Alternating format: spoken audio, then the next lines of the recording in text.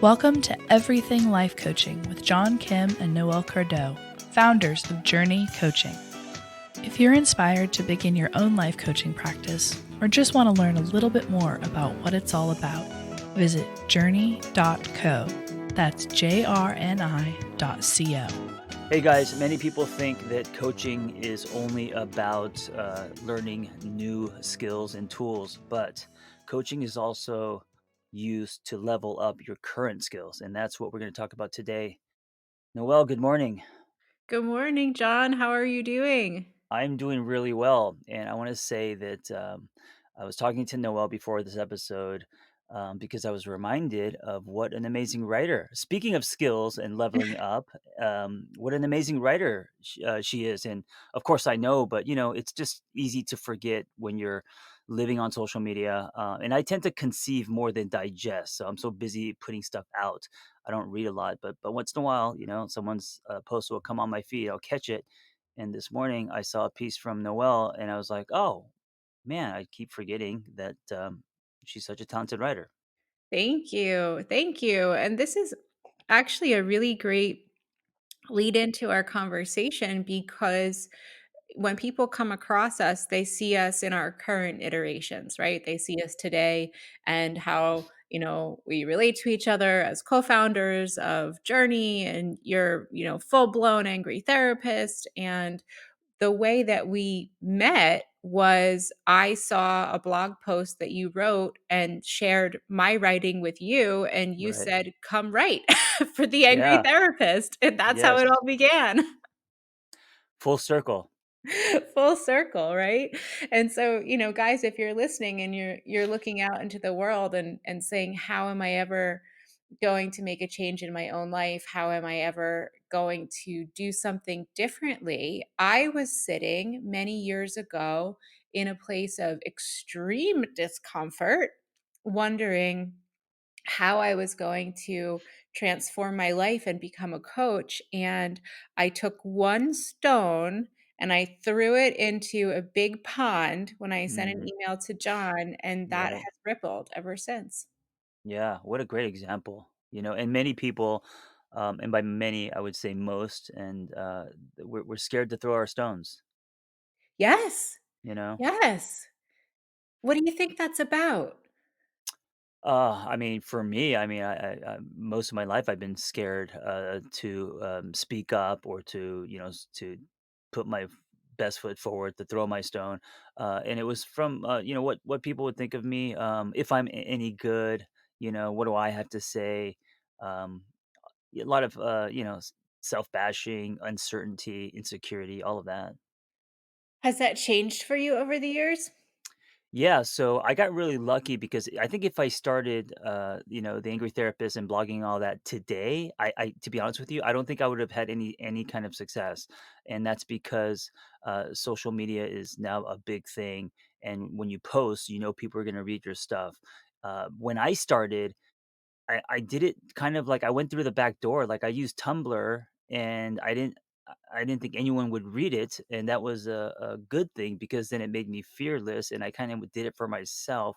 So as I was creating my catalog of, diaries and articles, it wasn't for anyone to read, and so that's a lot easier than someone today creating content when they know that people are going to read their stuff. So I can't imagine, it's much harder today.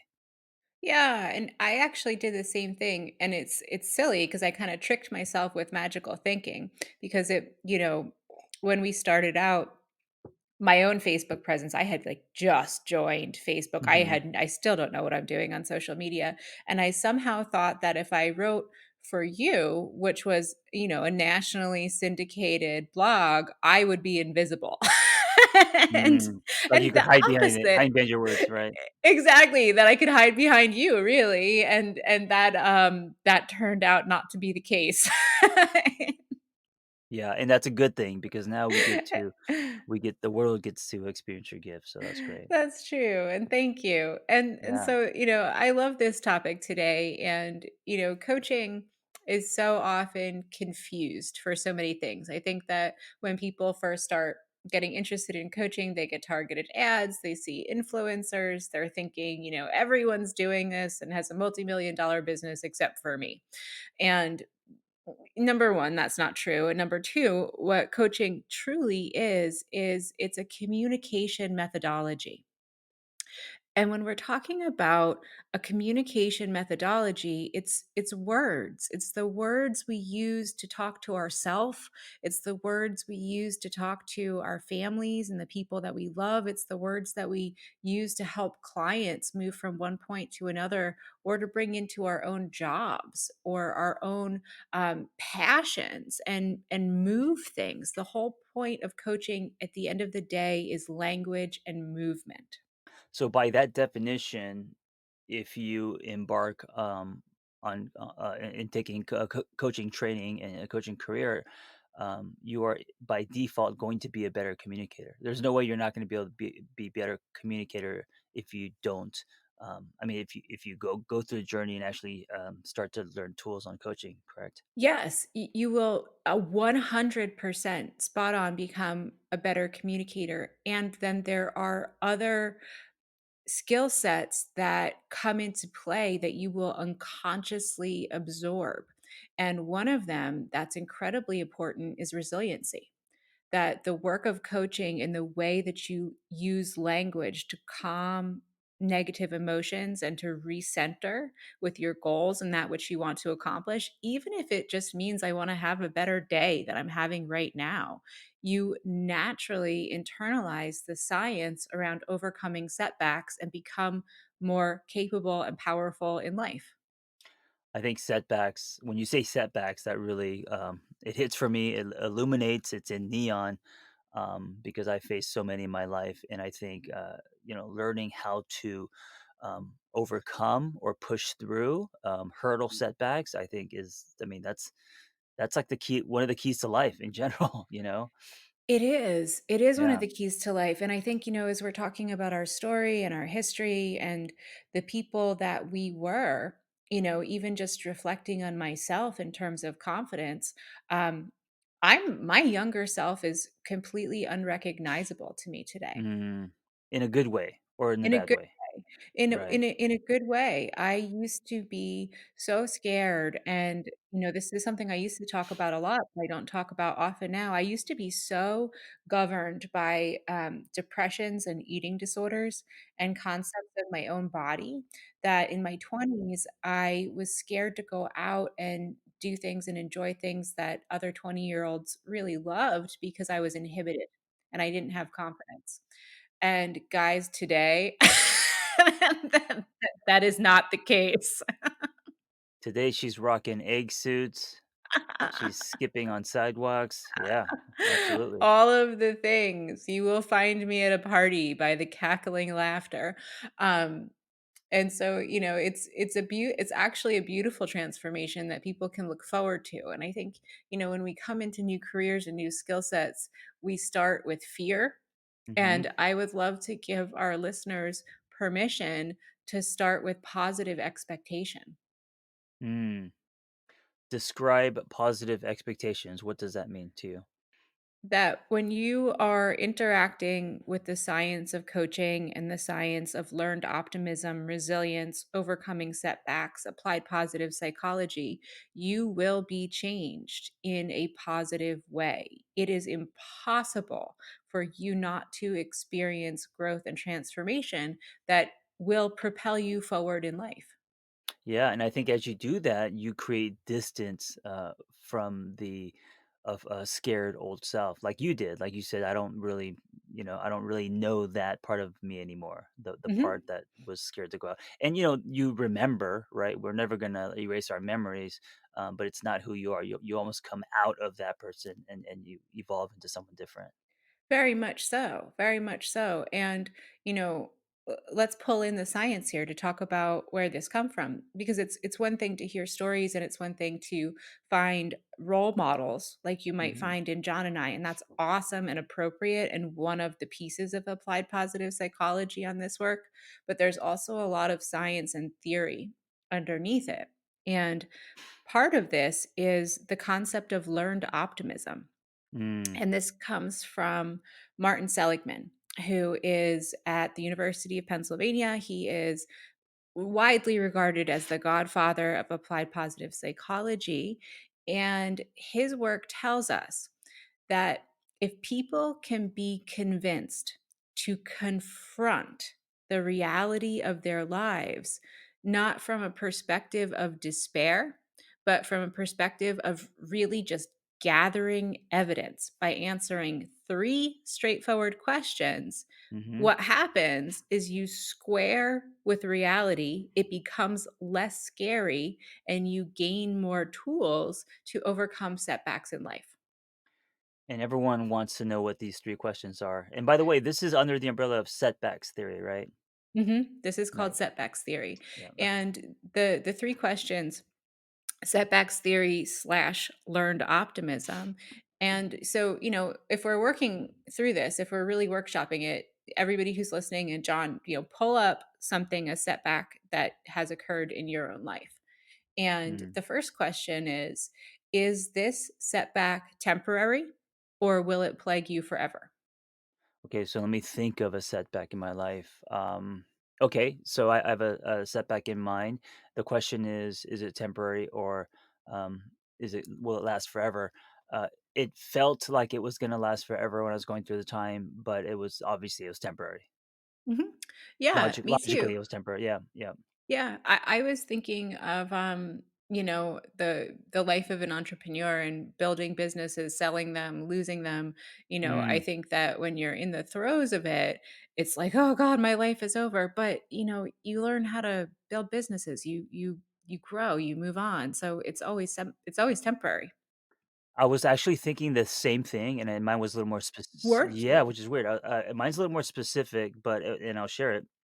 Um, at one point, I met someone. He fell from the sky, and we hit it off. And he wanted to buy a big part of the Angry Therapist, and basically, just over over some sushi and a contract being a napkin.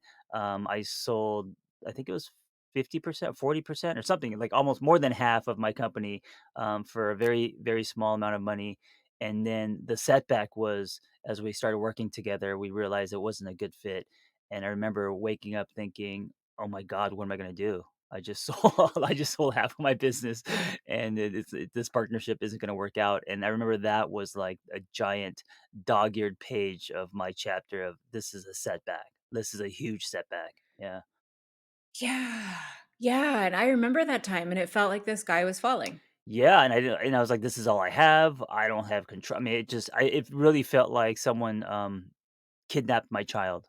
Like I allowed that, it wasn't his fault, it was mine. And then the panic, what am I gonna do? I was also in a relationship, I didn't know, like and then I remember, when it was over, I remember, like, it was like it left just as fast as it came, and that was, like, the huge insight for me was feeling like this is permanent, feeling like, now my life is going to be and I'm already looking into the future 10 years from now, and I'm gonna be whatever, a failure or broke or frustrated or, I lost my freedom. That was the big thing that I was so upset about, which I've been, fighting for and building. And then literally, it was one email of just me expressing to him how I felt and him just releasing and saying, "Okay, well, let's just dissolve it." And I remember that feeling, which was, "Oh my god, it's not forever. It has passed. I have learned a lesson." And I literally cried. I cried of just Mm. relief and just feeling like, "Oh my gosh, that this has passed." And I remember that day like yesterday. Yeah, and because I've known you forever, I remember it Right. too. And Right. and I think, like, looking at that, I think one of the really beautiful things that came out of that situation that I see as your friend is you learned more deeply about your own relationship with freedom, Yeah, yeah. and how freedom needs to be the foundation of everything, or else it's not going to work. Yes, so what I did was I said yes, and that was driven by desperation. That was driven by, impatience, wanting something fast, all of that. And then what that took from me was freedom. And then I was like, oh, let's reverse this. Yeah, let's switch it Yeah. up. So that brings us to the next question, which is, does this setback pertain to everything you've ever tried? Or Mm. was it a moment in time? Is it just one thing? Yeah, just one thing. Just one I thing. mean, yeah, Mhm. yeah, yeah, that was just one thing. That doesn't, that setback of me making a business deal has nothing to do with, say, writing a book or creating a community or, other things, of course. Yeah, and the same for me. There have been businesses that I've tried that haven't worked out, and it's just one thing. It doesn't relate to all of the different aspects of my life. I'm a great friend. I'm a great daughter. I'm a great partner. Mm. I'm a great coach to my clients. I'm a great steward of our organization. If I have one or two things in my back pocket that didn't work out, hey, that's life. You know what I love that you just did? You took it out of business and then you said, I'm a great friend. And when you said that, I just wasn't even thinking. I was like, oh, wait, there are those parts of us too that have nothing to do with like, achievements and other things that we put so much weight on. That we put so much weight on. Yeah, Yeah.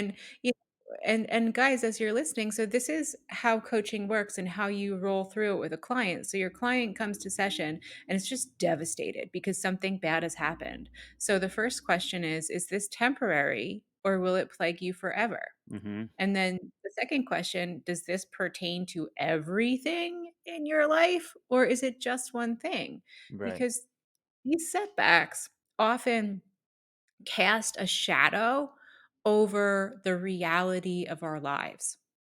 And by the way, these are conversations, right? It's not like you're asking three questions, they're answering it really fast and it's over. I mean, you're exploring, you're expanding, they're conversational. You're exploring, you're expanding, and your client is coming to their own awareness. Mhm. Because going into this as a coach, you have incredible luxury because you're not the one suffering. You're not the one coming to a session with a problem. And so you can often look at your clients in context and know that even though it feels like the sky is falling, it's probably not. Right, right. So, What's question 3? question 3, are you alone responsible for the setback that took place, Oh, that's an interesting question. or are You there other factors that contributed? Yeah, that's a hard question for me. So using my example, am I alone in I mean, it was me that made the deal on the napkin.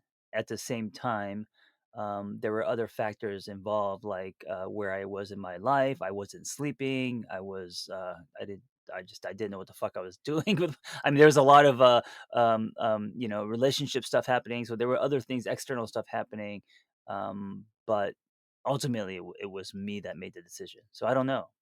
Yeah, no, you're on the right trail here, and I wanna go deeper because some examples of things that can also be responsible for a setback are other people, Mhm. time, and resources. Yeah. So, you just listed all 3 of those things as factors that heavily contributed. Right, right. I mean, yeah, a relationship, where you're at in your life. For me, had really bad insomnia, so maybe a lot of that stuff contributed to me not thinking clearly or thinking thoroughly. I was there, I could tell you it totally did. Yeah, Yeah. absolutely. I could tell you it totally did, and Sure. you were not alone responsible for that setback, Mm, because it often takes multiple people to cause a setback. sure, sure. Yeah, humans alone do stupid shit all the time, but big setbacks are often there's often a village behind that setback, Yeah, So yeah, setting that up with your clients and even as John and I are doing today, saying, hey man, like this isn't all you. You can't put this on your shoulders and say, I suck or I did this and I need to own it. You can own it in whatever way feels like a lesson, but it wasn't all you for sure. yeah. And if you're listening to this and you're thinking about maybe a recent setback, um, are you blaming yourself? Are you saying that this was all me? Because if you are, you're gonna be putting a lot of pressure on yourself. Yep, exactly. And so, the 1-2 punch with coaches is we're listening deeply to our clients to hear if our client is assigning responsibility to something that Mhm. isn't totally theirs. And then we're also shining that flashlight on other places that they can't see right now. So, Right. what I tell our students in Journey Coaching is to be a successful coach, you need two things. And this is for life, it goes so far beyond coaching. You need a mirror to look yourself in the face and see what's really going on. And then you need a flashlight to Mm. look at all the dark places that are out of your view. And you need someone to help you with that, Yes. right? Because then you're only seeing it through your own lens, and this is where the coach comes in. Yeah, it's where the coach comes in, or it's where, you come in for your partner, or where your partner comes in for you. My husband and I just had a hard conversation this morning, and he had a really big feeling that was totally valid, and it was based on his own personal view of the world. And when he was telling me what was going on for him, I was like, yeah, that's super valid. I hear you and I understand you, but look outside of yourself at all of these other things Mhm. that can prove to you that the sky isn't falling. And he was like, oh, yeah. Right, right. You're right. And so, using these skills in your home, in your own life, with your clients, this is how you start to internalize it. And then the next time that a setback rolls down the hill, you'll have these questions embedded in your psyche and they'll flow from you pretty Mm. naturally. Yeah. A positive lens. Putting on a Mhm. positive lens, yeah. A I I positive lens. I love when you said learned optimism. What I love about that is a lot of people think that optimism is just kind of ingrained. It's a choice. We just do it. That when you say learned, that really changes it for me. It's an incredible aspect of this science. Yeah. So, learned optimism sits juxtaposed against learned helplessness. Mm, And learned helplessness comes from family systems, from family of origin, or from really closely formed friend groups, or from your community where you grew up. And when we're talking about this stuff, a lot of times people think that coaching is fluffy and it's a nice to have discipline, but I approach coaching from a really hardcore social justice perspective. right. And to me, teaching people the tools and skills of learned optimism is a really effective way to combat intergenerational trauma, to Mm, combat social construction that people who come from lower socioeconomic statuses face, to combat fear that marginalized populations face, and can be used to enact serious change in the world. yeah. I feel like the more you come at coaching from your fire in your belly, the less fluffy it is, or Mhm. quote unquote fluffy. People think coaching is fluffy because they see it as just kind of a blanket statement. It's too vanilla. What do you even mean? But when you come at it with an angle that is tied to your story and who you are and what you're passionate about, then there is no fluff. Like Oh, you. yeah. Yeah. Oh, very much, and I actually talking about breaking intergenerational trauma, I had a hilarious conversation with my father. My dad and I have a great relationship, he's awesome. He came from a very, very, poor childhood upbringing, his family and he, as a child especially, suffered so much, and when I was growing up, he always taught me, life is hard and you must suffer and struggle and work hard. And then maybe you can eke out an existence that you might feel good about. Um, that's kind of gnarly, you Mm, know, yeah. in in so many different ways. And he used to call his experience with depression, which I share. I also suffer from depression. He used to call it running at the wall, that he would Mm, run at the wall in order to force himself through the days. And I was like, that sounds horrible. yeah. And so I was subject to learned helplessness growing up, right? That's what I was Right. taught. Right. And when I started trying to run at the wall, it didn't work for me. That's not my composition. It's not how I'm made up emotionally or mentally. It Mm, wasn't going well. And so when I began to learn about coaching and positive psychology, I learned how to put on a positive lens and I transformed so completely and Mm, changed the way that I took my life lessons from my family of origin. And, my dad told me the other day that he's really proud of me. But because he's a snarky old gent, he said that every time I ever called home crying, he remembered and he has a consulting fee for me waiting. right, invoices. Yeah, and so I said, Dad, that's funny because I've never ever once taken your advice. I've always done the opposite, so Right, I right. don't know that you can collect that consulting fee." Oh, that's And funny. we both laughed, and it was a good conversation, but it was really a recognition of, what I think is the intergenerational change. Yeah, I love that. What a great story. And I also want to say that so Noelle sharing that story, um, it tells me that she's applied a lot of the stuff in her own life and has seen change and is a believer because of that. And now as a coach, when she's coaching other people, the tools that she has, they're not just cut and paste from textbooks or from courses. They are um, pure. They are honest. They are things that she has used. So that's another thing. I think a lot of people, when they explore coaching, they feel like, oh, my life has to be perfect. I have to be in a great place. And it's not true. I mean, when you go through something, come out the other side, that in itself is going to be um, a whole set of tools. Oh, yeah. And you live it. You start living with this stuff and you start experimenting in your own life.